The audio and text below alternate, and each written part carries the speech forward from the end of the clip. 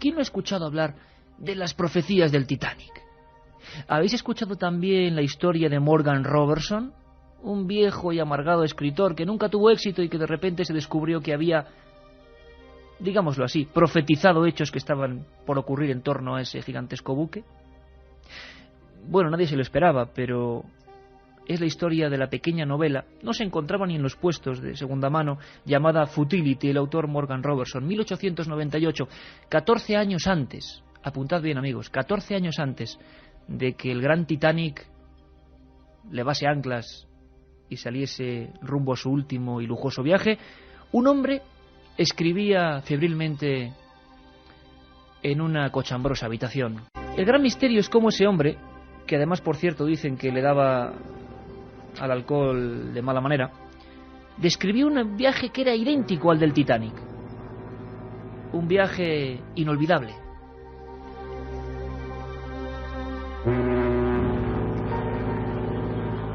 Y es que cuando sonaban las sirenas del puerto británico nadie podía esperar que el que era el gran transatlántico insumergible se fuese a pique. ¿Qué aparecía en la novela de Robertson? Bueno, pues aparecía la historia del Titán. Curioso, ¿verdad? No el Titanic, el Titán. 2.177 pasajeros en la novela, en la imaginación de este escritor. En realidad había 2.227. El Titán de la imaginación, 14 años antes, tenía 24 botes salvavidas. 20 tenía el Titanic. El tonelaje coincidía entre 66.000 y 70.000 toneladas. La longitud solo erraba en 20 metros. La misma velocidad, 24 nudos, el mismo número de hélices. Se inventó el mismo lugar de partida, Southampton. El lugar de naufragio en la novela Futility 1898 era 400 millas de Terranova. El Titanic está a 400 millas de Terranova, hundido. En esa novela de Morgan Robertson, que causó, imaginaos, el gran impacto, hubo 705 supervivientes. En el Titanic fueron 605. La velocidad máxima de ese viaje imaginario de la novelita fue 25 nudos. La velocidad de impacto del Titanic fue 25 nudos. 14 años antes, con los sellos de la imprenta y de la tirada correspondiente. ¿Cómo era posible? ¿Casualidad? ¿Quién sabe? ¿Aún creéis en las casualidades?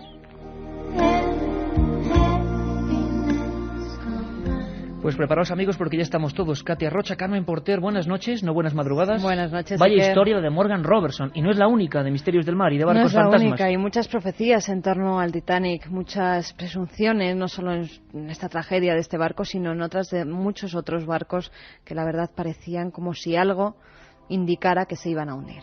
Bueno, como digo, estamos todo el equipo. José Antonio Hernández y Juan Carlos Ingelmo hoy son los capitanes que van con los mandos. Dentro de poco iremos poco a poco descendiendo en profundidad y haciendo, bueno, escuchando, viendo, también se puede ver por la radio, qué nos podemos ir encontrando. Sorpresas. Hay gente que dice que los extraterrestres no existen. Estos sí son extraterrestres, no están sobre tierra, están en las aguas marinas y por su aspecto superan desde luego cualquier descripción de la ciencia ficción. Vamos a conocerlos. Pero lo que es principal, y creo que importante, es saber cuáles han sido las últimas novedades, las últimas historias en torno a descubrimientos. Desde mi punto de vista hay infinidad todavía de enigmas y misterios que quedan debajo de lo que es la ciudad en sí, la Alejandría, que hoy está habitada por egipcios modernos y que levantaron sus casas ya desde hace siglos en lo que era una ciudad con una cultura y con una trastienda histórica muchísimo más importante de lo que quizás todavía podemos esperar. La otra realidad. Fenómenos extraños. Misterios sin resolver. Milenio 3. Leyendas y misterios. Solo faltaba uno. Carlos Barroso, nuestra voz. Él va casi encima del batiscafo. ¿Damos salida, Carmen? Enigmas y misterios, lo habíais pedido, de las profundidades. Vamos allá, amigos. Los viejos marinos siempre recuerdan, entre hazañas y gestas del pasado, una serie de historias que reclaman de inmediato la atención de los presentes. Son relatos, fantásticos unas veces y aderezados por la fascinación otras, que hablan de extrañas criaturas y barcos fantasma, de insólitas desapariciones y espectrales fuegos de San Telmo.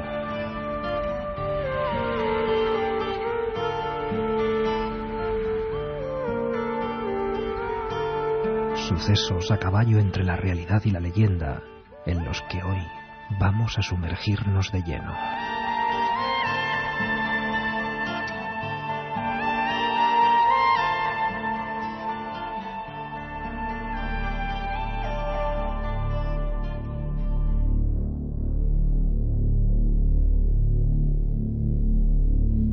Curiosamente, Carmen, lo primero que fija la atención de los oyentes en el 7640 y las primeras preguntas de muchos amigos, sobre todo de Canarias, son y suelen ser sobre precisamente islas que emergen. Uh-huh. Eso es una leyenda absoluta, porque imaginamos que no es posible, o quizás sí, de alguna manera científica, algún islote que está cubierto en determinados momentos o corrientes puede emerger de nuevo y generar una leyenda. Pero hay una leyenda preciosa que tiene que ser el primer punto de partida de este viaje. Habitualmente, cuando hablamos de islas fantasma, de islas con misterios, pues nos viene a la mente o Julio Verne o sonidos tan lejanos como los de, no sé, como los de la isla de Pascua. ¿Qué dices? Oh, es difícil saberlo. Tupa, dime la verdad. Lo haría si pudiera, Granariki, pero los signos no son ni buenos ni malos. Quizá deberíamos mirar más tarde. He de saber cuándo será, Tupa. Hazlo de otro modo. Vuelve a intentarlo con el humo. Estábamos consiguiendo algo. Sí, Granariki. Aquí. Ya está acabada, Arikimao. ¿Quieres dar tu aprobación? No. Construid otra. Ariki, por favor, ¿puedo preguntar por qué este Moai desagrada a los dioses? Es muy pequeño.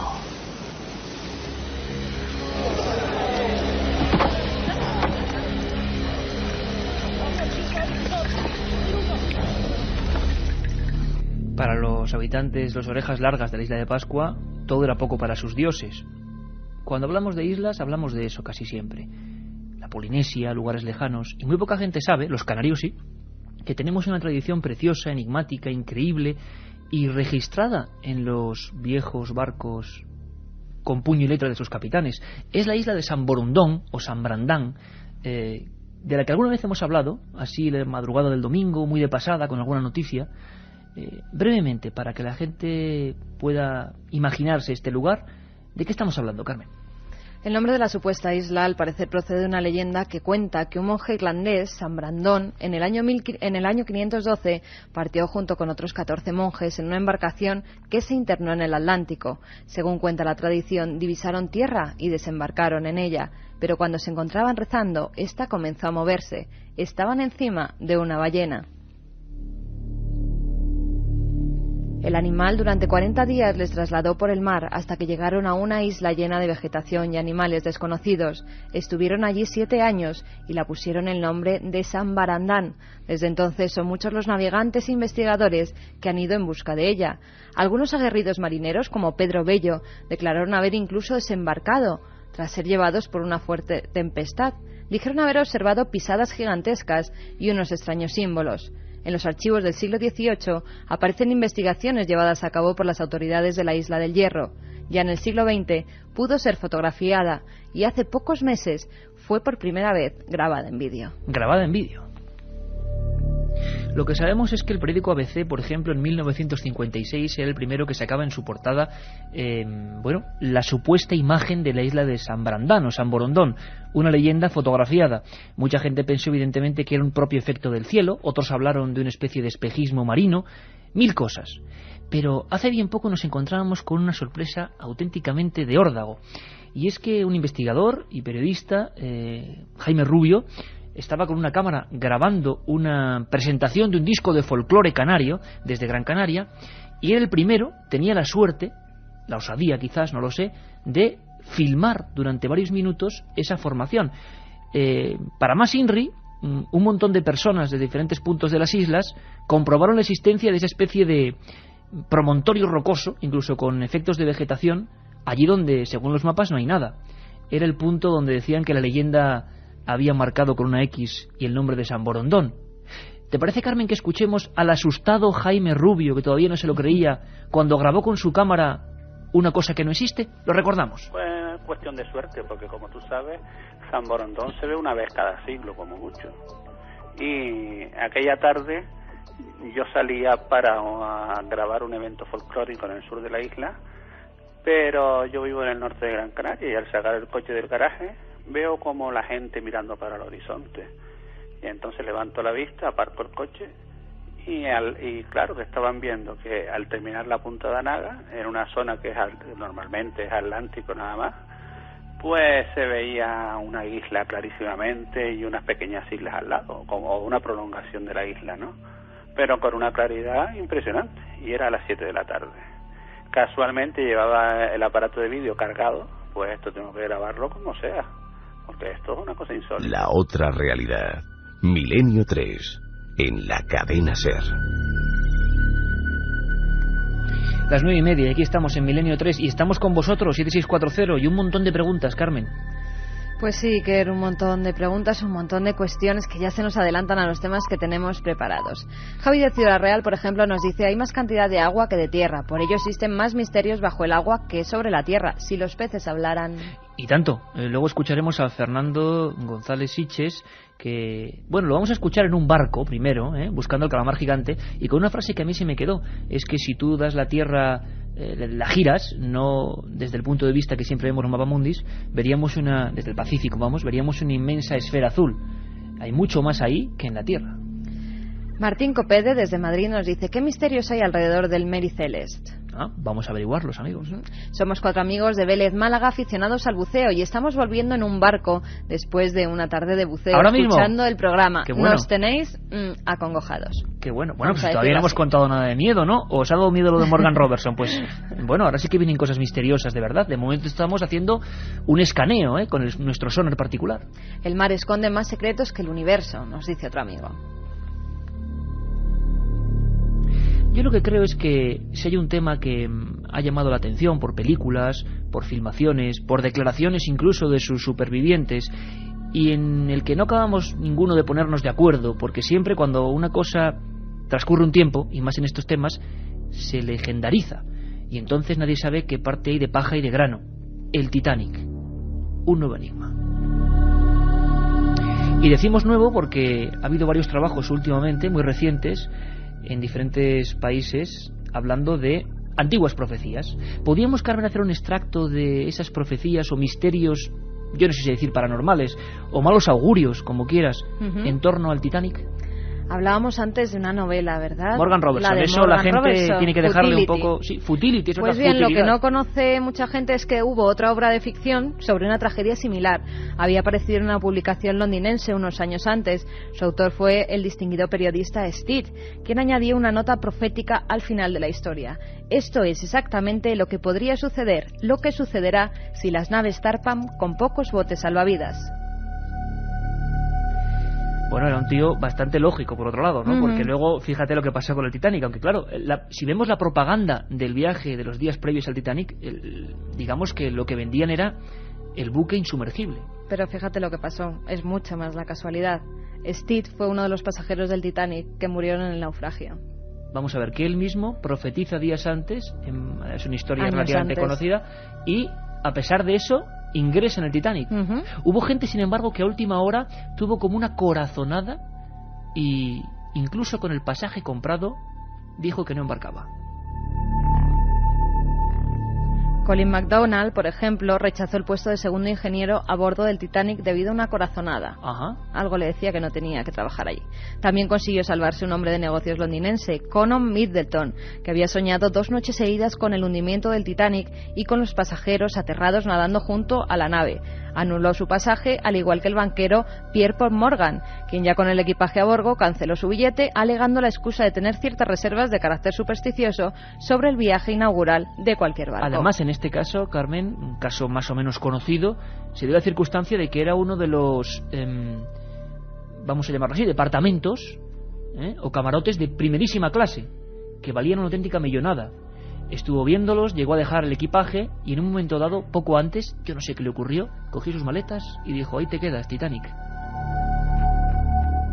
Un año antes de que tuviera lugar el desastre, en 1911, se publicaba en Nueva York una obra que, bajo el título de Predicciones para 1912, contenía todas las visiones, predicciones y profecías efectuadas por diversos videntes y astrólogos. Con los sellos, Carmen, de imprenta, que eso no hay quien lo quite. La más increíble de todas era la que hacía referencia a un barco inexistente todavía, que era el Titanic, ya que aún no se había construido, sobre el que se decía lo siguiente: un titán del mar, un coloso que se hundirá en las heladas aguas del Atlántico Norte.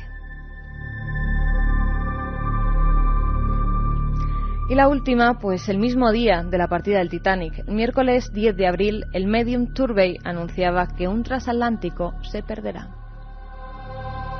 Claro, había que decir que el medium Turvey, pues, o como se llamase, la verdad es que tampoco era muy original, porque en esa época imagino que los barcos se hundían, pero claro, el Titanic, que fuera el Titanic, lo más alucinante, y no me digáis que no, es lo de Futility, esa novelita que a partir precisamente de la tragedia del Titanic 14 años después se convierte en un superventas, cuando su autor, como pasa tantas veces en otros genios de la pintura o de la literatura, jamás gozó de las prebendas monetarias, ¿no? Porque, bueno, acabó desahuciado. ¿Cómo alguien podía describir, equivocándose siempre en 100, fijaos qué curioso, el número de pasajeros, mismo tonelaje prácticamente, mismos botes de salvamento, misma velocidad de impacto, misma velocidad de crucero, mismo número de hélices, mismo lugar de partida? Y sobre todo, porque alguien puede decir, bueno, calculando más o menos, pero eran 14 años, y en 14 años yo creo que ni se imaginaba. Ahora, si nos imaginamos algo tecnológico dentro de 14 años, podemos fallar, porque ¿cómo adelanta la ciencia? Lo más alucinante es lo siguiente: en la página 112 de ese libro aparece ese titán de la novela, se ahoga con toda la tripulación, mueren 705 personas a 400 millas de Terranova, y a 400 millas de Terranova, como antes hemos dicho, mueren en el Titanic en ese año 12, pero eran 605. Pues lo que estoy seguro, y volvemos a Canarias, que no conocéis, es que tenemos una especie de Titanic a la española, si se puede decir así. Es la historia del Valvanera. Incluso se han hecho libros sobre este extrañísimo incidente. Lo que pasa es que, claro, el Titanic lo colapsa todo. Su fama mundial casi hace que los demás barcos sean, bueno, segunda fila. Sin embargo, en el Valvanera había mucha gente canaria. Era uno de los mayores transatlánticos españoles, con sus más de 120 metros de eslora y 12.500 toneladas. Se trataba de un vapor mixto de carga y pasaje, dedicado principalmente al transporte de migrantes entre España, las Antillas y el sur de los Estados Unidos. Fue votado en 1906 desde el principio, además, y que fue un barco tildado de gafe. El 18 de julio de 1919... 30 inmigrantes murieron a bordo del buque. Una madre perdió allí a sus 5 hijos durante el viaje. A la llegada del buque a Canarias se pedía el procesamiento del capitán y el médico de a bordo. El 10 de agosto de 1919 el capitán Ramón Martín Cordero, que era gaditano de 34 años, se hace cargo del barco. La mayoría de la tripulación era la primera vez que embarcaba en el Valvanera, y el capitán tenía el presentimiento de que todo iba a salir mal.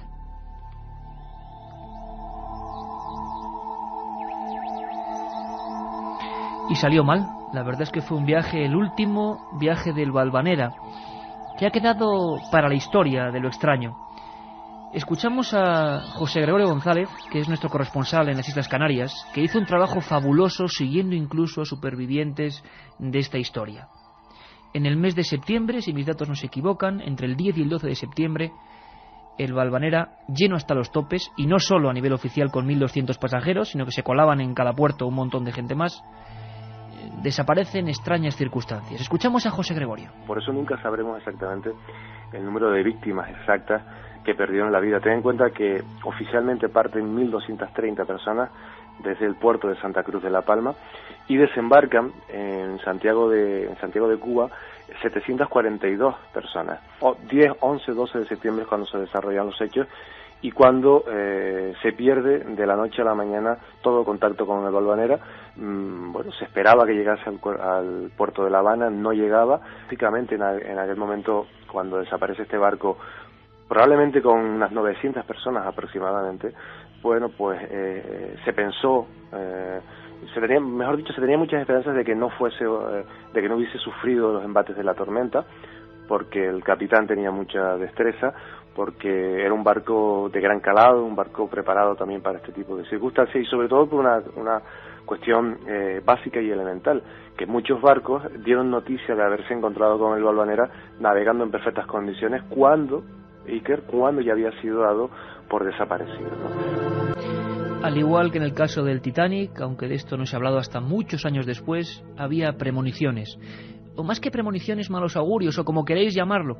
Nosotros ni quitamos ni ponemos. Es lo que se dijo y lo que aparece en la prensa, sobre todo en la prensa canaria, que seguía con gran desazón lo que había sido el fatal destino de cientos de amigos de La Palma, de Tenerife, de Gran Canaria. José Gregorio siguió ese tema, hizo un trabajo estupendo y recopila ahora alguno de esos malos augurios. Al igual que con la historia del Titanic, también aquí en el Valvanera se dan, por ejemplo, premoniciones, incluso malos augurios, ¿no? Desde el momento en el que el Valvanera se graba ese nombre, en recuerdo de la Virgen del Valvanera, se graba en el casco del barco, se comete un error ortográfico, el de no poner 2 V en el nombre, sino poner la segunda con B, lo que se consideró en aquel momento una especie de mal augurio. O por ejemplo que al partir del puerto de Santa Cruz de La Palma pues se partiese un ancla, que eso también en aquel momento, en aquel entonces, era otro mal presagio, ¿no? Incluso supersticiones, pero es impepinable lo que ocurrió con su capitán, con Ramón Martín Cordero, de 34 años de edad, que escribió una carta desde Santa Cruz de La Palma a su esposa, augurando que podía perder la vida, ¿no? Esto es una carta que recibió su esposa y que lógicamente cuando la tragedia se confirmó, pues fue publicada incluso por la prensa como un indicio de esa premonición. Un viaje en busca del misterio. Milenio 3 en la SER.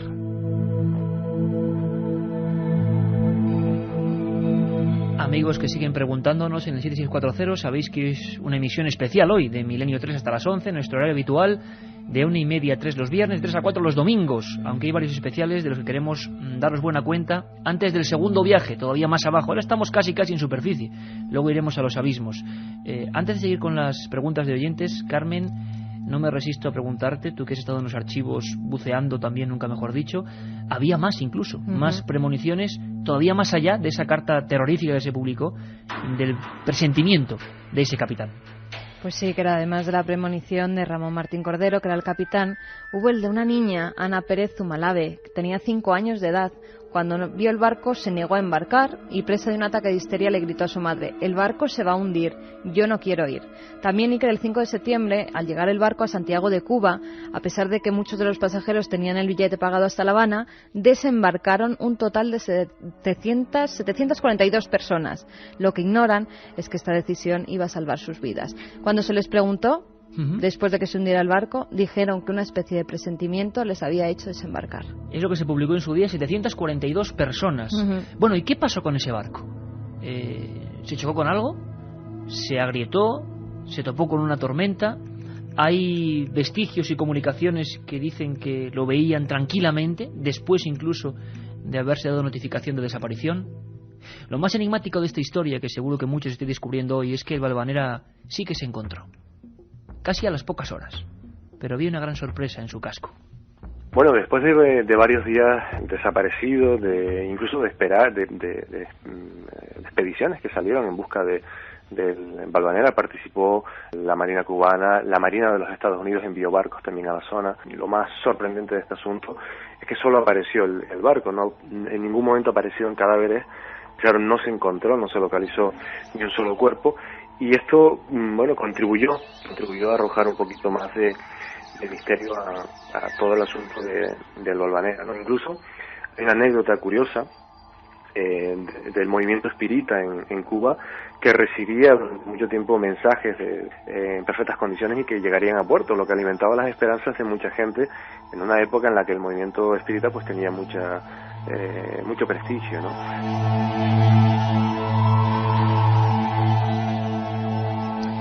Y tanto, por ejemplo, en Icod de los Vinos o en Taganana o en otras poblaciones hubo en su día, en esa época, congregaciones espíritas que, creo que casi no hemos hablado de eso en el programa, en Milenio 3, pero intentaban comunicarse con los del más allá, con sus maneras, sus procedimientos, su cultura muy concreta. Y durante mucho tiempo, fijaos qué impresión imagino para los familiares, esos espíritas en esas casas bastante pobres, por cierto, a oscuras, con veladores, con mesas parlantes o mesas que supuestamente se movían, o con las primitivas ouijas, antes de que fueran conocidas, llamadas planchette, una especie de pequeño resorte de madera con ruedillas que viajaba por una tabla donde se habían dibujado letras. Bueno, pues en todo ese ambiente, principios de siglo, aquellas personas que se decían mediums, que no demostraban mucho, pero por lo menos se decían mediums, explicaban a los familiares que estarían aterrados, que estaban recibiendo mensajes de esos difuntos, de los que nunca se encontró ni rastro. Y esto sí que fue enigmático. Hubo incluso uno de los operarios de un barco con capacidades o con botes que se sumergieron en la zona, que decían que habían visto solamente una cabeza, que es una historia que queda en la leyenda, que estaba todo el buque, imaginaos, estamos hablando de un buque de 1.200 personas, no había un solo cuerpo, no había un solo jirón de ropa, no había restos óseos que tenía que haber allí o cualquier cosa, no había habido señales de corrientes de que esos cuerpos apareciesen unas millas más allí, no había alimañas marinas fagocitando esos cuerpos. Lo que decían, ya lo dejamos en el punto de la leyenda, leyendas del mar, es que entre el casco rumbroso casi ya del Valvanera había una sola cabeza de mujer, una cabeza decapitada.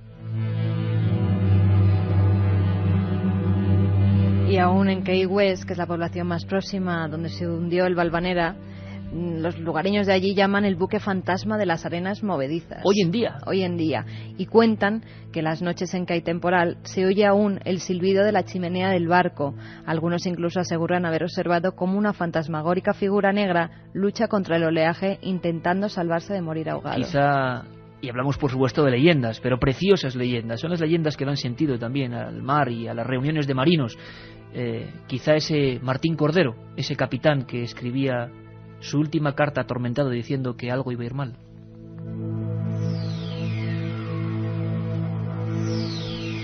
Más mensajes que nos llegan al 7640, palabra clave milenio. Cristin, por ejemplo, nos dice: estoy en una torre de vigilancia muerta de miedo, pero no puedo quitar el programa. Vigilancia marina. Toda leyenda tiene su lado real. Buenas noches. Acerca de las serendipias relacionadas con el Titanic, nos dice Luis, su tripulación había sobrevivido al hundimiento de 2 barcos. Es verdad, es curioso. Serendipias, para quien no lo entienda, se refiere a casualidades, vamos a llamarlas casualidades al cubo, ¿no? Cuando algo ya es, bueno, como lo de Morgan Robertson, como esa novela que no acierta una vez, sino acierta muchas veces en muchas cosas concretas. Una probabilidad muy escasa de que sea casual. Paco de Madrid nos dice: Kraken, falta el Kraken. Pues el Kraken viene dentro de nada. Otro amigo de Cartagena, Sebi, nos dice: sin duda el gran misterio marino es el Kraken. ¿Qué es lo último que se sabe de este ser? Bueno, pues en la segunda hora vamos a hablar con las personas que han perseguido al Kraken. A pesar de mareos, a pesar de maquinarios, a pesar de 1000 vicisitudes, y lograron ver el Kraken. Filmarlo sigue parece siendo un reto. Pero lo que yo quiero también es que no solo nos quedemos en el Kraken, sino en sus compañeros más sombríos y de los que tampoco se sabe. Y hasta de los hombres pez vamos a hablar, que también dicen los antiguos que los hubo. Y sobre ello nos preguntan también: ¿podéis hablar del hombre pez de Liérganes? ¿Es verdad que existió o es pura leyenda? No, es verdad, es verdad. Lo que no sabemos es qué era. Si era un enfermo con ictiosis. Luego descubrimos lo que es la ictiosis, esa enfermedad de las escamas. Es una historia preciosa de la que quedan legajos con nombres, apellidos y documentos. Y en esos legajos que, tengo que decirlo, encontré en Santillana del Mar y que jamás se habían publicado, se cuenta la historia, el nacimiento y la desaparición de Francisco de la Vega Casar, hombre pez, así lo llaman, de Liérganes. Juan desde Ibiza nos dice: yo tuve una premonición también sobre el embarranco de un barco, fue el 12 del 12 de 1999. Curioso, hay gente, pues como le ocurre a estas personas, ¿no? Siempre decimos, creemos más en la videncia espontánea, ¿verdad?, que en la gente que dice ser vidente. Creemos en esos golpes del destino, de lo que sea, de esa persona, imaginaos, ese ricachón que se marcha del barco porque presiente algo, cuando está ya organizándolo todo. Bueno, eso sí que parece que ocurre. ¿Ocurrió con otros barcos?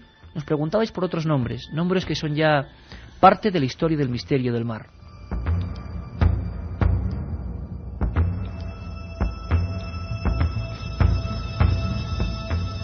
Mar y Celeste, por ejemplo, una historia absolutamente clásica para algunos y que también tiene buena porción de enigmas.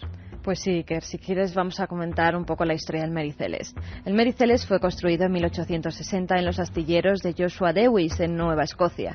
Originalmente se llamó Amazon y fue botado en 1861, el año en que comenzó la Guerra Civil Norteamericana. Las tragedias empezaron poco después, cuando su primer capitán, un escocés llamado Robert McClellan, cayó enfermo y murió. Entonces asumió el mando John Newton Parker, quien capitaneó el primer viaje del Amazon, pero el barco tropezó con una encañizada de pesca cerca de Maine, sufrió daños en el casco y tuvo que volver a los astilleros para ser reparado. Mientras estaba allí se produjo un incendio que costó el puesto al capitán Parker. El Amazon cruzó por primera vez el Atlántico sin problemas hasta que llegó al estrecho de Dover y chocó con un bergantín. El bergantín se hundió y el Amazon tuvo que ser reparado de nuevo y su tercer capitán marchó en busca de otro puesto, la leyenda negra que perseguía este barco. Después de las reparaciones y del nombramiento de otro capitán, el Amazon volvió a América y acto seguido encalló cerca de Cove Bay, en la isla Cap Breton, en Nueva Escocia. Fue sacado de las rocas y reparado de nuevo, pero parece que fue vendido varias veces. Varios de sus propietarios quebraron y ninguno de ellos obtuvo beneficios de su contacto con el barco. Finalmente llegó a manos de Winchester & Company y se pasó a llamar Mary Celeste. El 2 de noviembre de 1978 zarpó rumbo a Génova, Italia, con una carga de 1.701 barriles de alcohol desnaturalizado. Sería la última vez que se vería a la nave y a su tripulación. Un mes más tarde, el 5 de diciembre, poco antes de la 1 del mediodía, un marinero del Dei Gratia, John Johnson, que estaba al timón, avistó un barco a unos 8 kilómetros. El capitán Morehouse intentó contactar con él varias veces, pero al no obtener respuesta, decidió enviar a algunos hombres a investigar. Cuando llegaron hasta el navío, se dieron cuenta de que el Mary Celeste estaba completamente desierto. Lo que les extrañó es que el barco estaba en mejores condiciones que muchos otros que cruzaban regularmente el Atlántico y que todo estaba colocado como si lo acabaran de abandonar. La ropa colgada, el suelo encerado. Lo único que hacía presagiar que el barco había sido abandonado era que un trozo de barandilla estaba roto y desde allí habían lanzado los botes salvavidas. ¿Pero por qué razón? La mayoría de las teorías apuntaron a un asesinato masivo cometido por la propia tripulación del Mary Celeste o por los hombres del Dei Gratia. Otras leyendas hacen referencia al ataque de un pulpo gigante, una enorme criatura hambrienta que acabó con toda la tripulación. Menuda historia, el Mary Celeste. Desde luego, ese pulpo, por lo menos en las leyendas nórdicas, existía, era el famoso Kraken. Era ese calamar gigante que también ideó en su mentalidad Julio Verne y todo el mundo les llamaba exagerados, ¿no? Luego comprenderemos que de ese animal hay toda una historia real, verídica, auténtica. Eso sí, dicen los expertos, que luego van a estar aquí, que puede haber calamares gigantes de 20 metros de largo. ¿Serán capaces de atacar un barco? ¿O eso sí que jamás ocurrió y fue una especie de exageración? Todos tenemos en la memoria, y a ver si hacéis un pequeño esfuerzo, porque estoy seguro que lo podéis ver, ese grabado antiguo, antiquísimo, creo que del siglo XV-XVI, en el que una especie de pulpo grueso, gigantesco, está amarrándose a las velas de un barco y lo está intentando hundir. Al mismo tiempo intenta devorar a los aterrorizados marinos. Y el Seabird, el pájaro del mar, sería el último de los barcos fantasmas, ¿no, Carmen? Sí, que el Seabird de 1883 se produjo cerca del faro de Canby, en Oregón, otro caso de desaparición extraña. El Seabird era una goleta de 26 metros de eslora, sin razón aparente se echó sobre un banco de arena. Los testigos que se encontraban en la costa esperaron a que anclara, pero no lo hizo. Otro golpe de mar hizo que el barco se ladeara hasta casi alcanzar el agua. Entonces todos esperaron ver a los marineros lanzarse, pero no fue así. Cuando las autoridades fueron avisadas y subieron a bordo, se dieron cuenta de que el puente estaba desierto. Todo estaba en perfecto orden. Incluso en la cocina, la sartén y la comida aún estaban calientes. El café hervía y aún olía a tabaco. Lo extraño y curioso de todo esto es que no quedaba el más mínimo rastro de la tripulación. Nunca se halló a ninguno de sus marinos. Le queremos preguntar de nuevo a Nacho Ares cómo hoy en día, 2004, está ese asunto de intentar rescatar tesoros de este tipo de barcos. Fantasmas o no fantasmas, con más o menos riquezas. Sigue siendo un mundo, parece que vedado a unos pocos.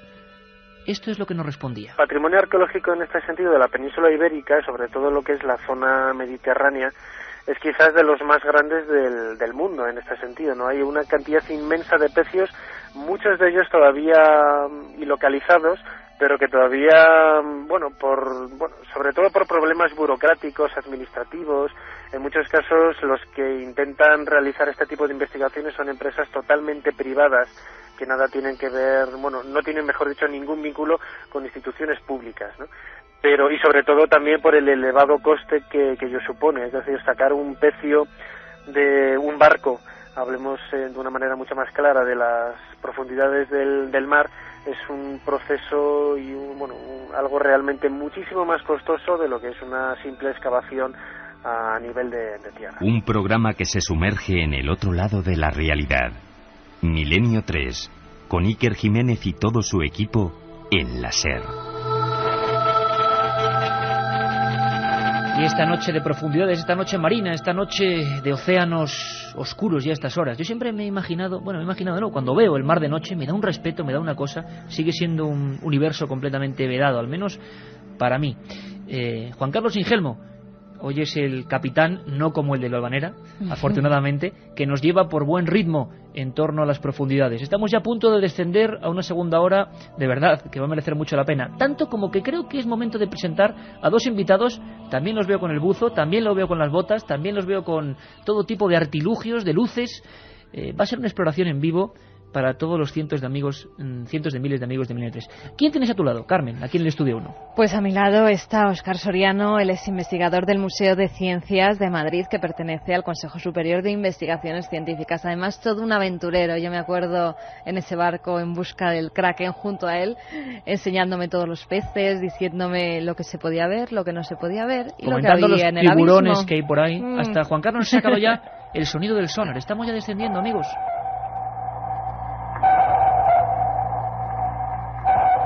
Y nos sumergiremos en profundidades donde nunca se ha puesto una luz, nunca se ha puesto una cámara. Don Óscar Soriano, amigo, bienvenido. Buenas noches, encantado de estar con vosotros, que sois unos buenos amigos, y además estoy encantado del ambiente que hay en el estudio. Hay gente que no nos cree, claro, tú eres la primera vez que vienes al estudio. Por la noche. Claro, tú tuvimos la oportunidad además de contigo de ir al Museo de Ciencias, de que nos abrieras una parte completamente desconocida para los que vamos a ir como visitantes. Y de verdad que es un placer que estés hoy con nosotros ahí, a un lado, en penumbra, y dispuesto a contarnos mil cosas, sobre todo de criaturas que se esconden ahí debajo.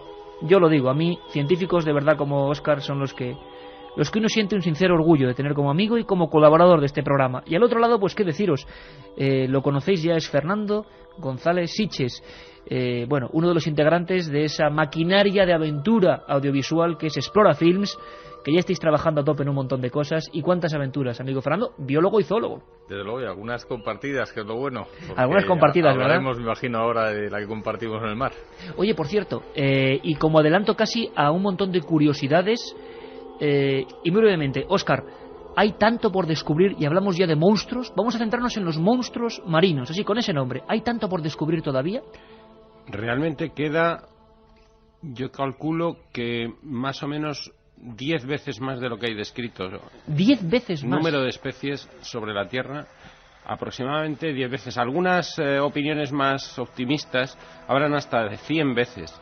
Vamos a quedarnos en 10 veces más, y no me refiero solo al mar, me refiero en conjunto a todo el planeta, pero en el mar se espera que se eleve muchísimo el número de especies que quedan por descubrir. El gran desconocido, Fernando. Desde luego el gran desconocido es el abismo marino. Y además, ¿qué es el abismo? Para que podamos entendernos de cara a la segunda hora. Hay un umbral donde ya todo es oscuridad, ¿no? Sí, hay un umbral a partir de depende del mar, de lo claro que sea el mar, entre 100 y 200 metros ya empieza a haber una oscuridad total. Por lo menos para nuestros ojos. Pero de cara a los animales que habitan el abismo, de esos 200 metros hasta 1000 metros, hay un pequeño umbral de luz que hace que los animales sean de una determinada forma. Podremos hablar de ello a lo largo del programa. Y a partir de ahí empieza realmente el abismo, donde la oscuridad es total y la presión es monstruosa. Y eso genera lo que para nosotros son monstruos, porque son animales de unas características muy especiales: bocas gigantescas, ojos diminutos, dientes fabulosos para poder atrapar las pocas presas que llegan. Es decir, allí sí que hay monstruos para nuestra concepción. Obviamente para las hembras de estos monstruos o los machos, pues serán estupendos, ¿no? Pues estamos todos, toda la tripulación, y vamos a descubrir, como hicimos en su día físicamente, vamos a poner una cámara en un lugar, en este caso unos micrófonos, donde nunca han estado, intentando describir capa a capa, si os parece, qué nos podríamos encontrar en una especie de viaje imaginario, pero a la vez real. Carmen, las últimas preguntas de los oyentes. Recordamos que sorteábamos 3 libros que va también de estos, seres extraordinarios, monstruos humanos también.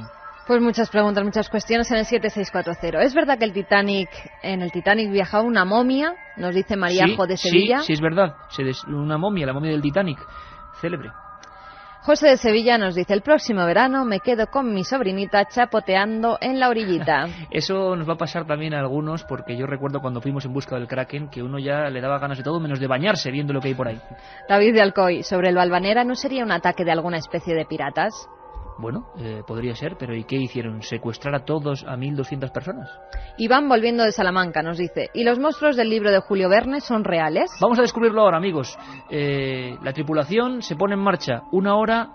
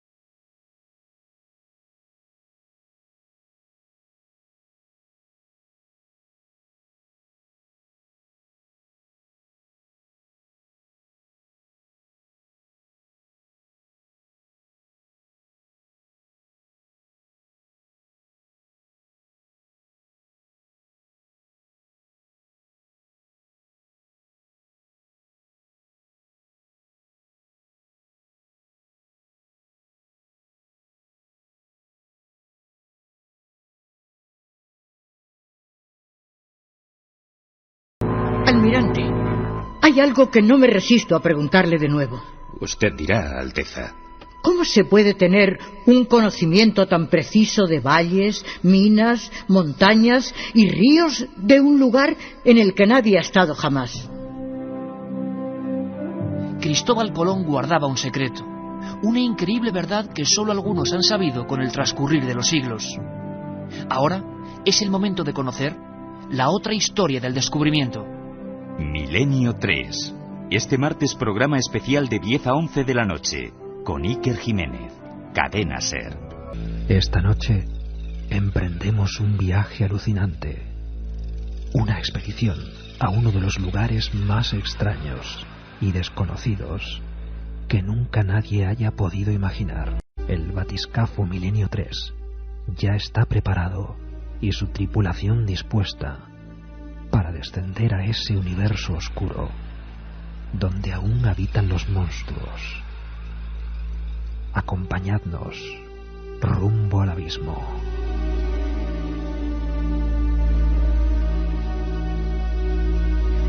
Estamos ya bajando en busca de ese mundo, como decía Fernando González Siches y Óscar Soriano, que es algo completamente desconocido, absolutamente insólito.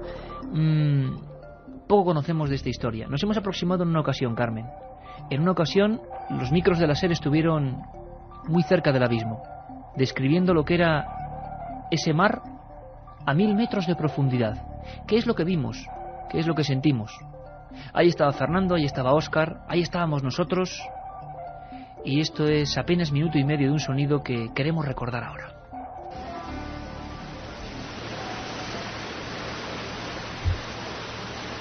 Y nos encontramos ya en esta especie de puente de mando junto a los monitores, y a un lado tenemos el agua prácticamente entrando por el casco. Los marineros en la parte superior están trabajando, haciendo los últimos preparativos. Ha caído ya la noche y nos encontramos, parece ser, sobre el punto exacto donde puede habitar ese Kraken, ese ser de las profundidades. Fernando González Siches, director del proyecto Kraken, menuda empresa, y hay que valorarlo, poner estas cámaras a 1000 metros de profundidad, un trabajo titánico. Tan fascinante como complicado, porque, vamos, de hecho, por eso no se ha conseguido rodar hasta la fecha el Calamar Gigante, porque es que poner unas cámaras en esas cotas de profundidad y conseguir estar viendo en tiempo real como estamos ahora mismo, pudiendo ser testigos privilegiados de este abismo, pues nos ha supuesto 2 años de trabajo y 40 personas dedicándose en cuerpo y alma a desarrollar una tecnología que pudiera hacer real este milagro, ¿no? Pero el resultado, bueno, ahí lo tienes. Es como ver otro planeta prácticamente aquí a través de los monitores. Es que es otro planeta. La Tierra, si tú le das la vuelta, si no la ves como solemos verla nosotros en los mapas, si le damos la vuelta y lo vemos por el Pacífico y lo viéramos desde el espacio, veríamos que el planeta es un planeta azul, o sea, principalmente de agua. Hay mucho más allá abajo que por encima del agua, en la superficie. Y todo absolutamente desconocido. Esto mismo que tienes delante, estas imágenes de los monitores, están hechas en un lugar, son imágenes de un lugar que no se ha visto jamás en la historia.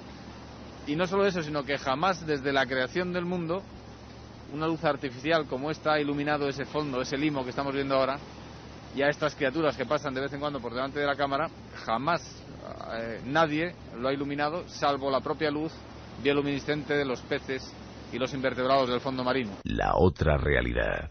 Milenio 3, en la cadena SER.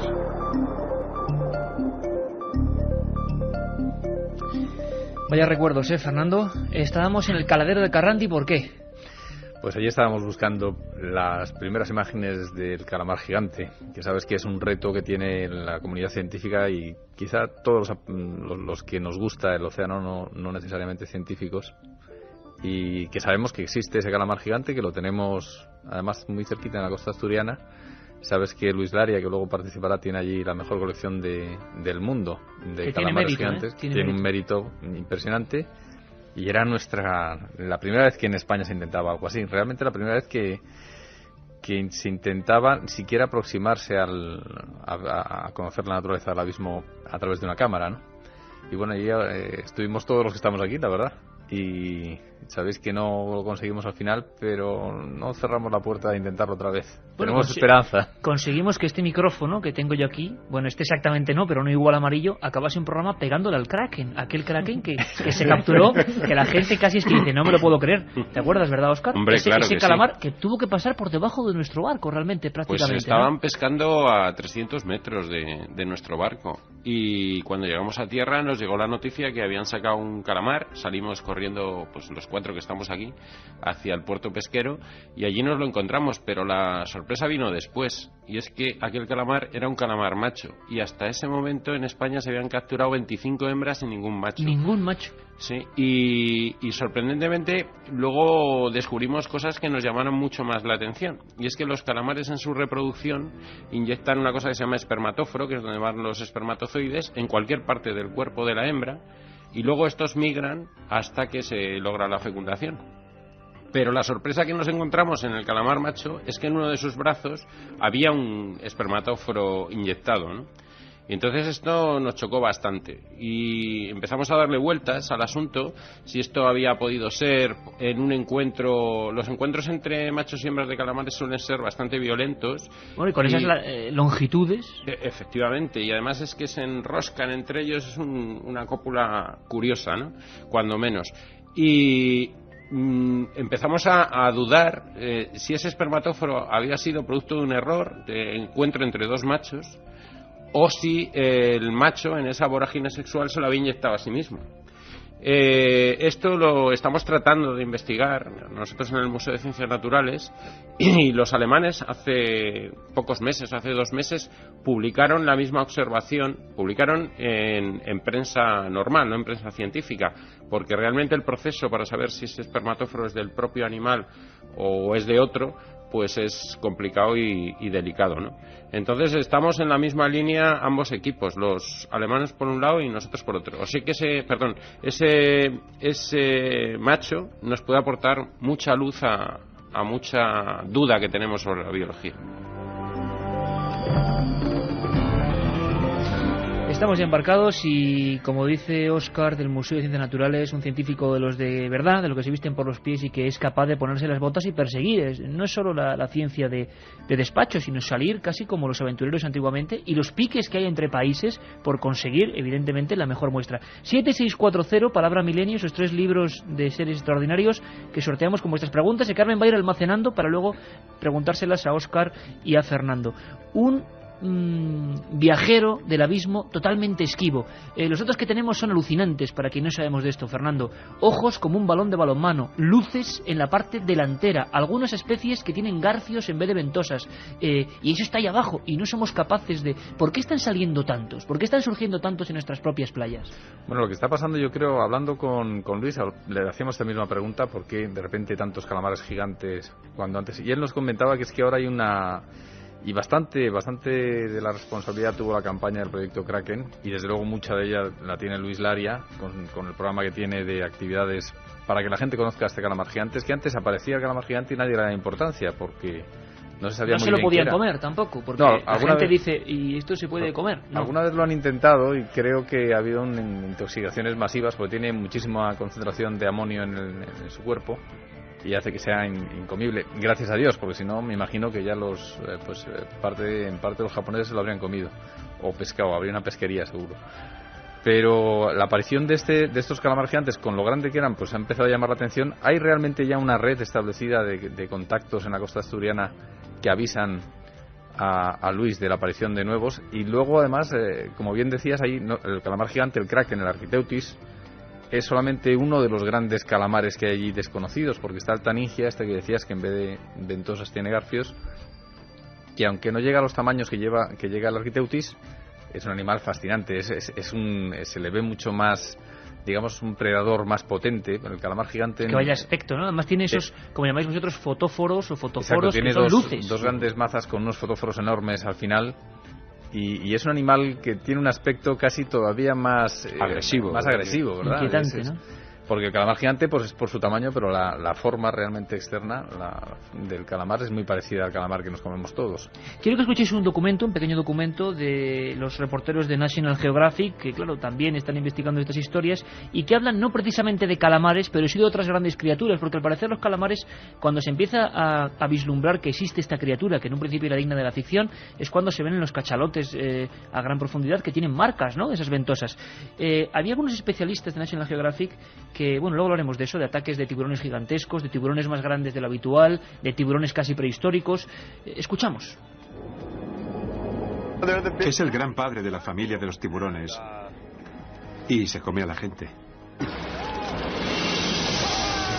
Un tiburón gigantesco que se come a la gente, más allá del tiburón blanco. Yo no sé si me equivoco, algunos hablan y nos preguntan megalodón, hablan de un, no sé si me equivoco, Óscar, hay un megatiburón por ahí abajo que todavía podría existir y sería una de las grandes leyendas, ¿o no? No, lo que realmente existen son fósiles de este animal, ¿no?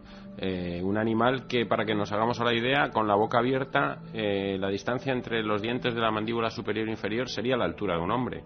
O sea, estamos hablando de un... Que te come de un bocado, vamos. Vamos, casi, a lo mejor ni se entera. O no suponemos mucho alimento para él, ¿no? ¿Y qué envergadura puede tener un animal de este tipo? Pues un animal de estos podía llegar a medir 20 metros o 20 y algo, ¿no? O sea, era un animal... ¿Os imagináis un autobús, un tiburón autobús con la boca abierta y encima con dientes? Autobús con dientes. Pero eso es real. Se está publicando y diciendo que podía haber, es imposible. Por ejemplo, otros tiburones sí que siguen sin modificarse prácticamente desde tiempos casi prehistóricos, y sin embargo ¿por qué desapareció, Óscar? Pues me pones en un dilema, porque no soy paleontólogo y tendría que lanzar aquí una hipótesis sobre la extinción del megalodón. Si es que está extinguido, porque es que hemos oído noticias y la gente de National Geographic decía del gran tiburón blanco, pero por encima de las medidas normales, o una mutación. Los tiburones blancos llegan a medir unos 7, 8 metros, se habla, o de tiburones de 10 metros. O sea, ya es un tamaño respetable. Bueno, en general todos los tiburones, y eso lo decías tú antes, son supervivientes de hace muchísimos millones de años. Estamos hablando de quizá de los animales, del grupo de animales más antiguos que existen, si no contamos a la latimeria, por ejemplo, de vertebrados, ¿no? Como la latimeria es el celacanto, vamos. Y otro animal que se creía extinguido hace millones de años. Que existió esa familia hace 70 millones de años, estamos hablando. ¿Y qué pasó? ¿Que de repente se pescó uno? Normalmente estos animales se extinguen porque existe un cambio en su ambiente. Un cambio que les afecta muchísimo. Posiblemente pues un cambio de temperatura, puede ser un cambio de desaparición de alguna especie que es vital para ellos como alimento. En general suelen ser cambios ambientales lo que les afecta muchísimo, unas corrientes determinadas que enfrían o calientan la zona donde ellos viven. En fin, normalmente suelen ser esas las causas de extinción más comunes. El tiburón, una especie de leyenda negra de los mares también, o por lo menos el ser humano ha visto a muchos de ellos como auténticos enemigos. Hace poco leía que el equipo que tiene uno de estos tiburones gigantescos de rastreo para captar a sus víctimas es digno de la ciencia ficción. Dicen los expertos que utiliza 2/3 del cerebro solo para oler, que estos tiburones detectan una partícula de sangre entre 25 millones de partículas de agua y son capaces de detectarla, que sus fosas nasales o cavidades nasales son direccionales y pueden enfocarlas casi como si fuera un radar, y que la línea lateral de su cuerpo capta vibraciones mínimas en el agua de peces, y sobre todo de peces heridos, o habría que decir, de humanos heridos.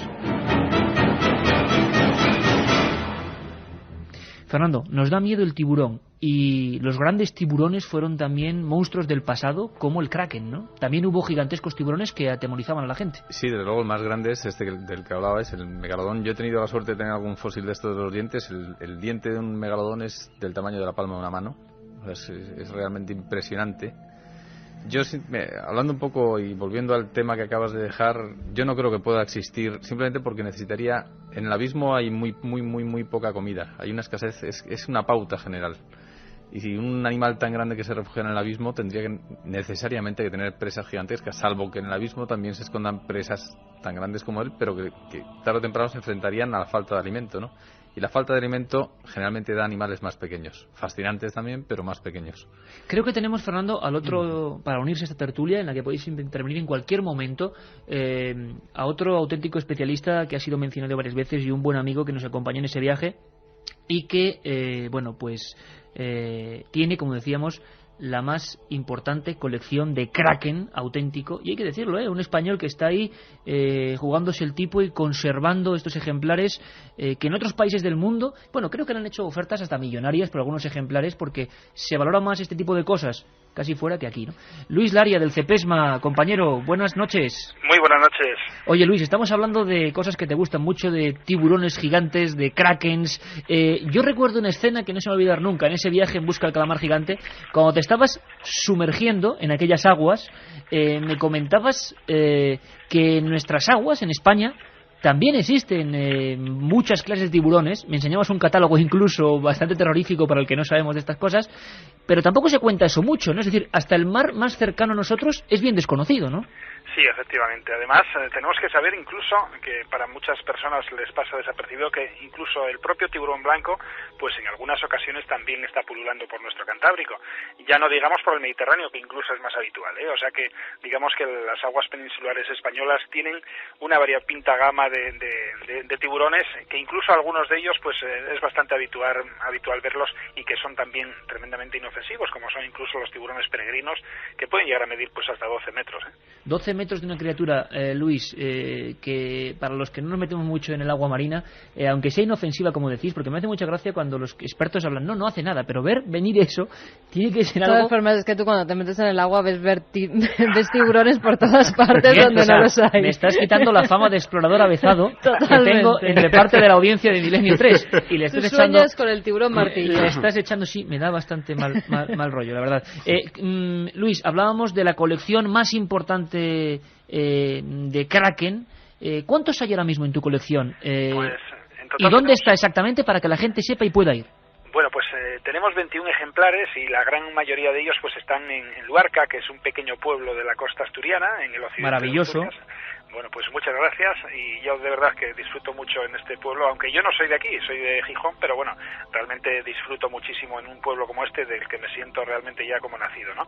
Decir que son 21 ejemplares, la gran mayoría están aquí, pero tenemos algunos expuestos en La Coruña y también tenemos algunos expuestos en Francia ahora mismo, y estamos ya pendientes pues para hacer 2 exposiciones también, posiblemente hagamos una en Washington. Estamos matizando, digamos que las posturas, puesto que ellos realmente quieren una instalación con mucho tiempo, casi pues hablamos de 30 años, nosotros preferimos hacerlos más escasos en tiempo, porque yo creo que Asturias, y en este caso el norte de España, y España tiene que tener la singularidad de ofrecer a la sociedad pues algo tan extraordinario como estos dinosaurios vivientes, que realmente son fósiles todavía vivos, y que digamos que, bueno, pues albergando un espacio, digamos que teniendo un continente importante para darle espacio a este contenido que yo creo que es singular en el mundo. Oye, ¿cuál es tu ejemplar preferido? ¿Por algún motivo, por lo extraño?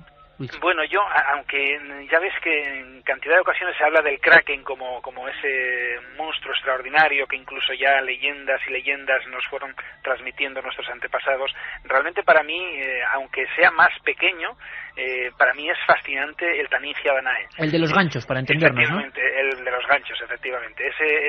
Ese monstruo tan maravilloso, porque realmente es tremendamente peculiar y extraordinario, con esas 2 luces que son esos 2 órganos fotóforos, que son como casi como pelotas de ping-pong, o incluso en algunas ocasiones algo más, y que son como si fuesen, como digo, 2 linternas en esa noche eterna que es el mundo submarino, ¿verdad? Porque a partir de los 250 metros ya no existe la luz, y ahí solamente ya viven a expensas de las únicas luces que pueden generar de forma natural pues los seres que habitan esos fondos. Oye, Óscar, ¿por qué es tan difícil la grabación? Decíamos, ¿por qué es tan esquivo? ¿Puede haber batalla contra otros animales que no conocemos? ¿Cómo son las batallas en el abismo? Porque se habla de cachalotes también contra ellos, ¿no? ¿Podría haber algún otro animal que todavía no haya sido descubierto, o eso es imposible? ¿De ese tamaño? Yo creo que es imposible, porque cuando hablamos de un animal de estos tamaños tenemos que pensar que no hablamos de un único ejemplar, sino que tenemos que hablar de una gran población para que se mantenga a lo largo del tiempo, ¿no? O sea, no como el monstruo del lago Ness, por poner un ejemplo, una cosa suelta, ¿no? Eso es imposible. Entonces, bueno, ya hablaremos algún día del monstruo del lago Ness, porque tú ya sabes que existe alguna publicación científica que habla precisamente de esto, de por qué no hay más monstruos del lago Ness, cuando lo lógico es que si existiera ese monstruo tendría que haber una población y elevada cantidad de individuos. Y además, en el monstruo del lago Ness en particular, estamos hablando de un animal de respiración aérea que fácilmente acabaría muerto en la orilla del lago y se hubieran encontrado restos. Pero bueno, volviendo al tema de los tiburones y de estos grandes animales, lo más fácil, ya digo, es que hubiera aparecido algún resto o hubiera datos de pescadores o de marinos que hubieran avistado semejantes monstruos, ¿no? Entonces es difícil que sobrevivan animales de este tamaño y pasen desapercibidos para la ciencia, ¿no? Sin embargo, Fernando, nos da la impresión, por algunos documentos, que, como tú comentabas antes y comentabas también, Óscar, hay comportamientos que varían, no solo en el mar, sino en la tierra. Y hace poco sondeábamos en Internet, en noticiarios, ataques de tiburones, por ejemplo, a personas, y esto está ocurriendo con este tipo de animales, aunque estos sí que sean bien conocidos. ¿Están variando algunos animales de más profundidad su comportamiento en algunos lugares del mundo y haciéndose agresivos al ser humano? Bueno, yo creo que en general, en el mar y en la tierra, el comportamiento humano y los cambios que nosotros estamos provocando en la naturaleza obligatoriamente provocan cambios en el comportamiento de los animales. Yo no tengo constancia de que ningún animal del abismo haya cambiado por nuestro comportamiento, salvo tristemente a lo mejor se han extinguido, porque realmente lo que sí que estamos haciendo es contaminar. Pero sí que te pongo un ejemplo muy claro que me he estado documentando además para un artículo hace muy poco, y hablan del comportamiento de los tiburones, precisamente, de lo agresivo de los ataques a las personas, de cuándo se convertían en devoradores de hombres. ¿Devoradores de hombres? Sí, es decir, cuando le cogen, digamos, el gusto a comer personas. Esto nosotros, viendo un poco la documentación, cuando existía todavía el tráfico de esclavos, yo estaba leyendo esta mañana uno de los libros estos que nos gustan tanto, de 1800 y pico, y hablan de cuando la ruta que hacían desde Mombasa y desde Zanzíbar los barcos negreros hacia América generaban un seguimiento permanente de distintas especies de tiburones y se convertían esos tiburones, digamos que estaban siempre alrededor de los barcos. Eso hacía que si tú te bañabas en las costas de Mombasa, de Zanzíbar, o donde llegaban los barcos en Haití y demás, con los esclavos, que generalmente cuando llegaban a puerto tiraban todos los cadáveres o los iban tirando por el camino, y los que todavía estaban tan débiles que no servían para vender también los tiraban y dejaban que se los comieran los tiburones. Eso generaba que los tiburones cogieran gusto y se habituaran a comer. ¿Qué es lo que pasa, por ejemplo, con los tiburones blancos cuando están en zonas donde están alimentándose de animales de sangre caliente, como son las focas, los lobos marinos? Pues en esas zonas es cuando se producen y donde se producen los ataques a las personas. Nosotros, vestidos de neopreno, haciendo surf con unas aletas, el perfil nuestro es el de un lobo marino muy parecido, y además somos animales de sangre caliente. Esa misma especie de tiburones, en el Mediterráneo, un tiburón blanco, como decía Luis Laria, o en el Cantábrico, no es tan agresivo ni tan peligroso para el hombre, porque ellos generalmente vienen siguiendo los grandes atunes o los grandes peces, y no nos parecemos tanto a su presa habitual. Es decir, si nosotros lo que hacemos es cebarles con carne humana, o ser tan imprudentes de meternos en zonas donde nos puedan confundir con comida, conseguiremos que al final nos coman, lógicamente.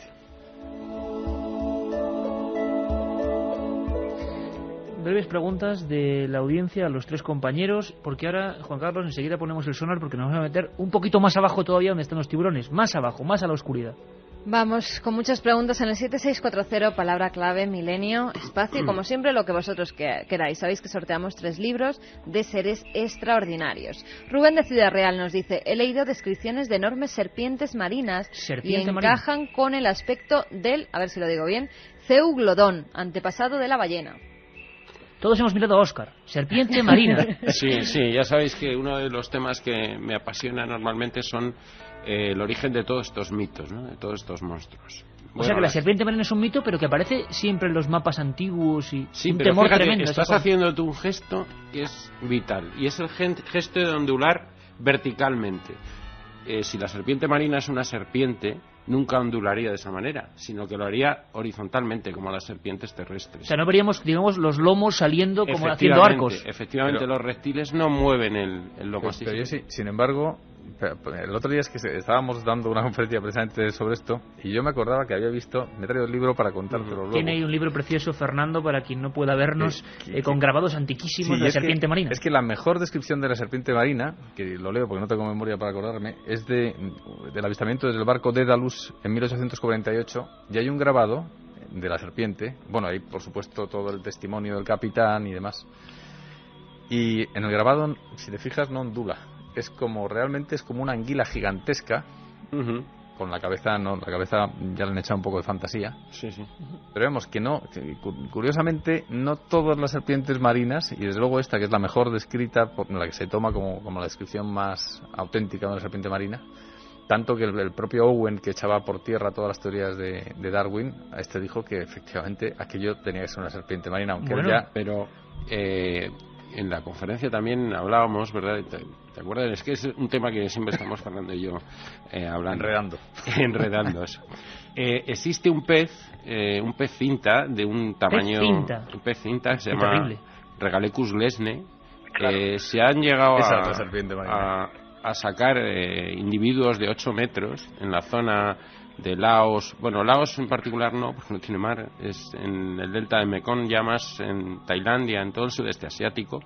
Se han sacado ejemplares de este tamaño, y que si lo vemos, fotografías de ellos son exactamente iguales que los dragones chinos. Y Luis, tú Efectivamente. has estado buceando por allí, además, ¿no? Claro, yo quería preguntarle a Luis. Sí, dinos, Luis. Efectivamente, quería apuntaros lo del Regalicus gladius, porque es que precisamente yo tengo 2 ejemplares, que uno sobrepasa con creces los 5 metros, y que además es verdaderamente para hoy, porque ya estamos muy acostumbrados a ver, pues digamos que distintas anatomías, pero yo entiendo que ese ejemplar, que puede llegar a medir perfectamente los 8 metros, que precisamente es además tiene un color plateado extraordinario, la boca como si fuese pues con una protuberancia que además es, digamos que es como una trompeta que la puede alargar Y los barbillones esos que tiene, como los dragones chinos. Eso es un dragón marino. Luis, buenas noches, Luis, que hace un siglo que no te veo. Buenas noches. ¿Qué tal? Encantado de estar. Me alegro mucho de escucharos. Igualmente. Dos personalidades como vosotros. Menuda tertulia que tenemos aquí.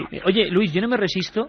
Estamos aquí todos escuchando y aprendiendo de vosotros, de gente que sabe de verdad del mar. Tú, Luis, te has sumergido muchas veces, lo hiciste yo cuando seguíamos el Kraken.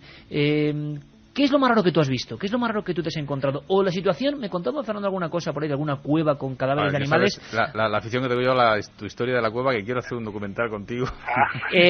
¿Cuándo es el momento? Imagino que para un submarinista acostumbrado a la exploración de los, no abismos, pero sí profundidades, el miedo hay que saber controlarlo, imagino, porque tiene que ser peligroso. ¿Cuál es el momento en el que tú o peor lo has pasado o más te has quedado fascinado en el aspecto de alguna cosa extraña, hablando de animales raros, Luis? Yo creo que aquellas personas que sienten una pasión, que a veces es una pasión desmesurada, porque yo tengo que entenderme como un loco cuando estoy realmente en una situación así, yo creo que los problemas derivan precisamente de eso, de ese enclaustramiento que tenemos en ese momento que estamos, que no recibimos realmente bien las sensaciones de peligro, ¿no?